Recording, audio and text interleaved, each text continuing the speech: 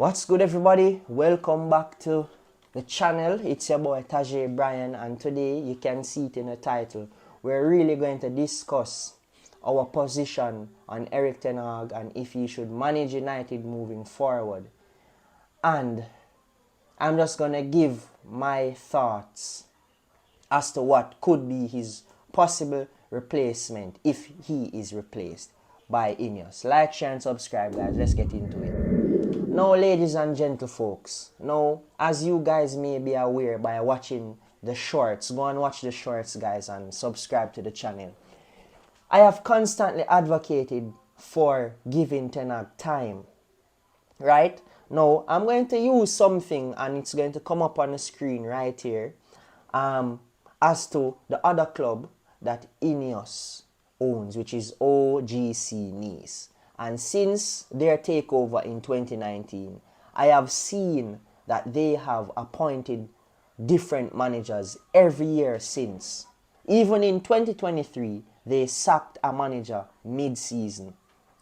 So, basically what I'm saying, guys, Ineos has the tendency to sack managers. And let me just put perspective on that. If they are sacking a manager in the Farmers League, if they are sacking managers constantly in the Farmers League, can they really get it right for Manchester United this season? That's a question that I would pose to you guys. So guys, this sort of trend, this sort of news that we're all seeing that Ineos would possibly sack Ten Hag, it is nothing new from them if you look at the track record of the running of Nice, guys. Now, with that said, let me just also tell you guys some reasons why it's unfair to sack Ten Hag. Now, it doesn't matter what you guys want to say as it relates to we need to sack him. There's a lot of evidence that you guys have come up with, and I understand, right? Certain games, you're wondering what are the tactics, no specific style of play, no this, no that. It's there. I see it as well. Don't think I don't see it. But I still think it's not enough to sack him. Because, can I ask you guys this question? Were you guys saying this stuff last season? No.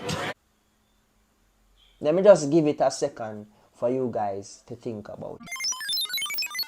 Did you guys want to sack Ten Hag last year? Oh, hell no! No, right? You didn't want to sack him. Because why? We finished third in the Premier League. Fact. Right? We also managed to qualify for 2 cup finals. Fact. And we qualified for, of course, the Champions League. Fact.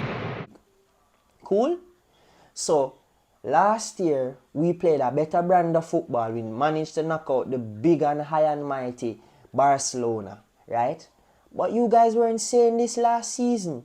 So what's the problem now? And coming into this season that just concluded, you weren't saying to sack Ten Hag. We were so optimistic as to how or what we can do. Even the preseason, we saw a glimpse of what we could have done. Right? We had a good preseason, in my opinion. Go back through it, guys. Tell me. Trust me. A lot of us weren't saying this earlier on in this season. Now, we had an injury crisis. Firstly, Martinez got injured and he was out until basically mid-January, but he didn't start playing until February. Varane got injured also in that time frame. Then, after Martinez came back from injury, he got re-injured. Varane was injured just the same. Now, we only had Maguire, Johnny Evans, Lindelof possibly fit around that time as natural centre-backs. Now, between mid-February to about April, we had basically only Maguire fit. We are in deep shit. Remember, guys? So, right then and there, we had no centre-backs fit. So what I'm saying, we had no natural centre-backs, which Ten Hag could say, alright, let's build a level of consistent centre-back partnership to try and build something this season. None of that was available. And for me, I'm saying, in order for us to play, you need proper players in varying positions to implement a style of play, to have consistency with playing games and managing games, and that was not there, right? Also, an underperforming Casemiro played centre back for about 3 weeks. So let's also be cognizant of that. So when we talk about no play style, etc., etc., we have to think about all of these things. Why we're not playing well. Now, a lot of us can say the midfield was open. Could be as a result of not having the right centre backs to organize the midfielders. Because let us talk about our FA Cup finals. Look at the big and drastic difference with having two experienced and good centre backs behind an Amrabat, behind a Kobe Mainoo, behind a Bruno Fernandes and Scott McTominay. We see that it's more organized. Look at how Martinez closed down, Erling Haaland. Look at how Varane and Onana communicated with the other defenders. It was a better organized defense with those two centre backs. Oh, now I see. Now I get it.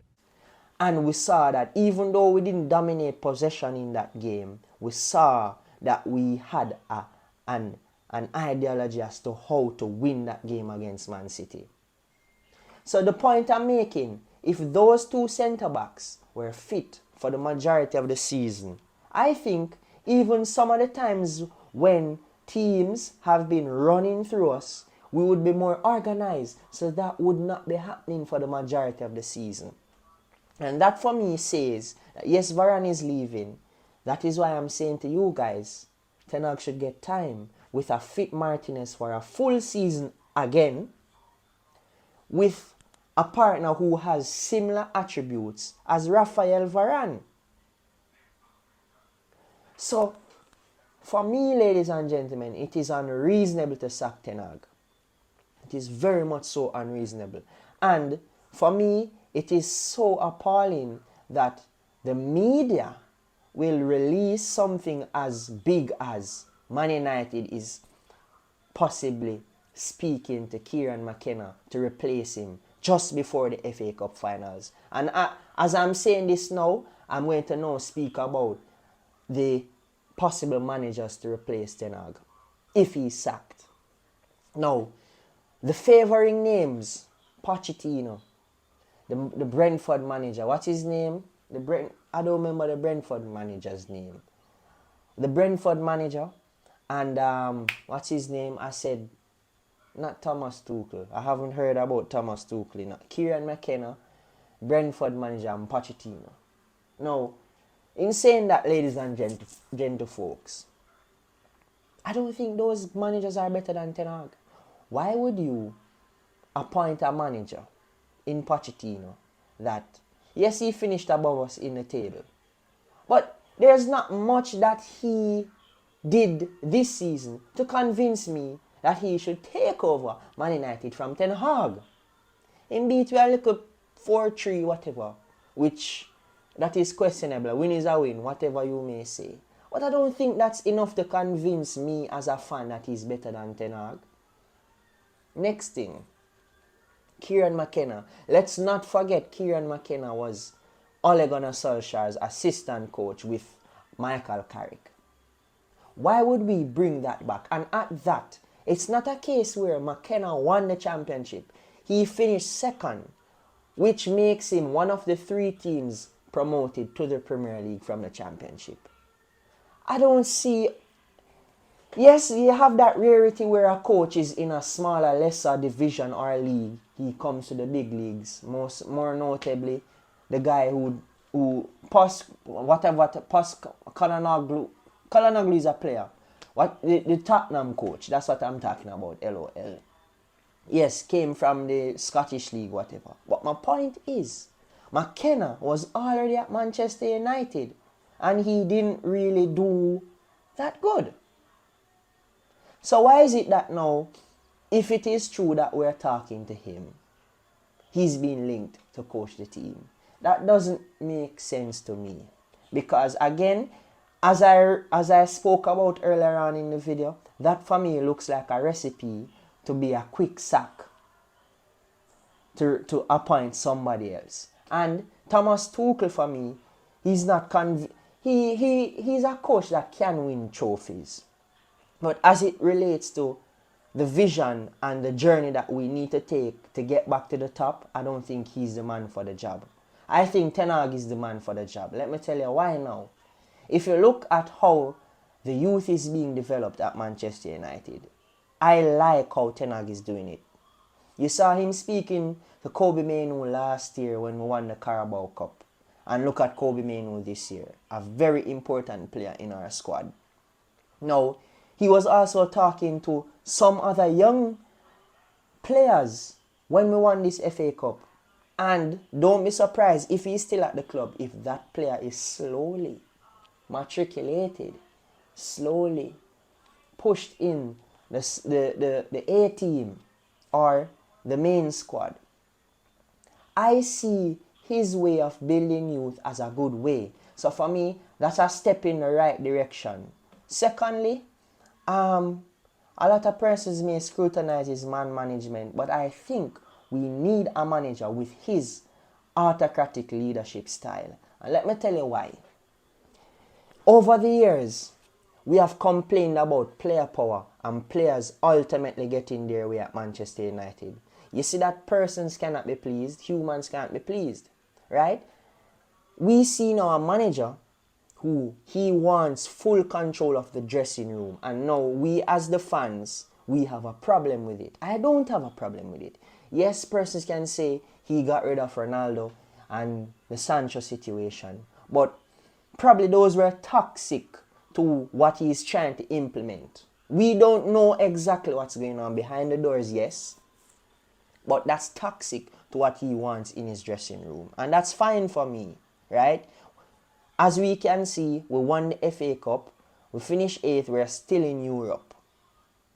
So for me, I just think this season is just an outright bad season and an unlucky season as well. So that is why I'm going to say to you guys, it is unfair to sack him. Mark you, there is enough that you guys have said and done and shown me to say, yes, this season, based on what happened, is enough for a manager to be sacked. But if we're rebuilding, if we're working towards the future, sacking him at this point doesn't make sense because we still want silverware, and I can still see that where Ten Hag is going with this. He's building the youth. He just needs a proper team. And wow, look at that. My last point before I close off the video. Ineos came in and said managers at Manchester United did not have the correct structure. Now we have seen what Ten Hag can do. He won a trophy. He did pretty decent last season.